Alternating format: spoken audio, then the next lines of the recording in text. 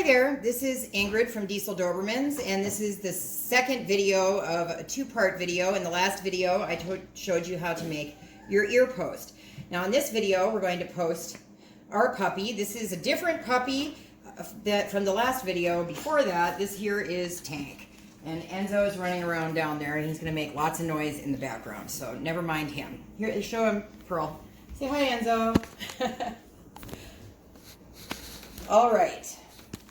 Okay, so we have our post, but first what I want to show you is the way a Doberman's ear is. There's a pocket right here, and this is where our post is going to go, is down in this pocket. You can't put the post down too far or stick it in his brain or anything like that, because the pocket has a bottom. The ear canal itself actually goes inward a little bit towards the brain, and that's not where your post is going to go, and I don't even think you can get it down there because it's so small.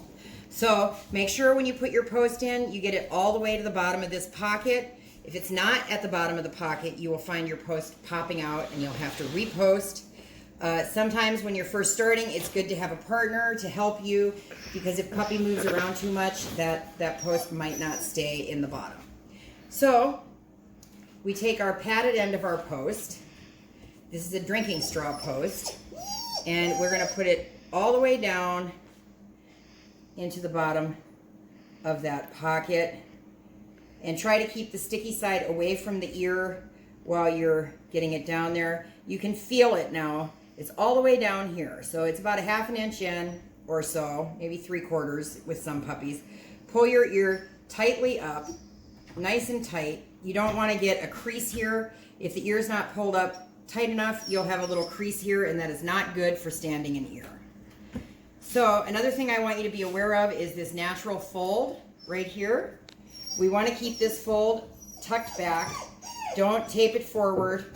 Make sure you have it tucked back. And now I'm going to double check that my ear is pulled up tight enough. Now I have my Johnson & Johnson Elasticon tape. You can order this on Amazon. It's pretty hard to find anywhere else besides the internet. So the most important thing is not to tape too tightly, and to always go the direction of your fold. So what I do is start on the post right at the outside of the ear and get some nice slack tape, because you don't want it to be tight. Just set it around. Always have a little slack, and just keep going around over the top of the head. On each revolution, make sure that you stick it to the post so that it doesn't get tight. If it ever gets wet or anything, it won't constrict. Just be very careful not to go tight, and just keep going around. Stick it to the post and around.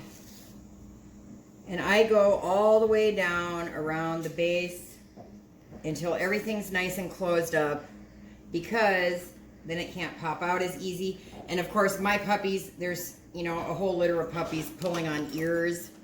Some people prefer to use less tape, but here we have too much going on, too many puppies, so we tape all the way to the bottom.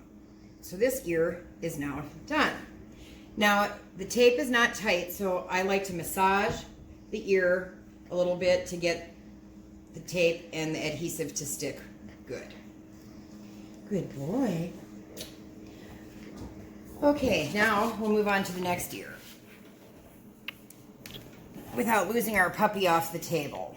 Again, here's your pocket right here, and that is where we're putting our post. Take the padded end and just make sure you get it all the way down. I always feel it to make sure it's down at the base. Pull your ear up nice and tight, and then tape it to your post with the sticky side. And then I get my tape, and we always want to go around the top of the head so that we're minding this natural fold. And sometimes puppies wiggle. I put the tape right at the edge of the ear and then go around the top of the head. And if you have enough slack, you can make sure you're not pulling too tight. And always secure each revolution to your ear post. And we keep doing this until we get all the way down to the base. Remember, one of the most important things is to keep these posts dry.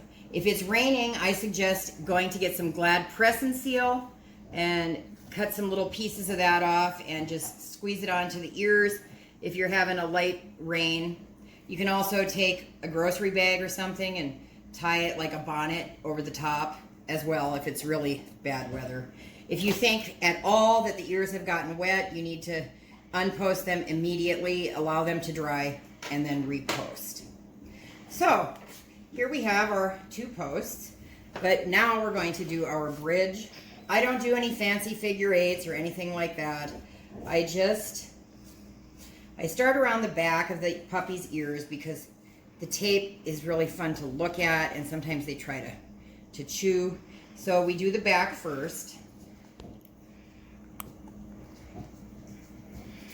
And we just go around, keeping the ears where they fall naturally in the posts. And then when I get to the back, just trim the tape off. Now, I don't have these 2 pieces taped together yet. I want to position the ears exactly where I want them. And then squeeze the tape right there and then do that on the other side. And then tape everything together in the middle. If you don't have it perfect, just take your overlap and tape that up too. Now these posts are 2 different lengths I see, but they'll still work just as good. So thank you, Tank. You're a good boy. If you have any questions at all, feel free to private message me or call me or email me and we'll get you back on track. Thanks for watching.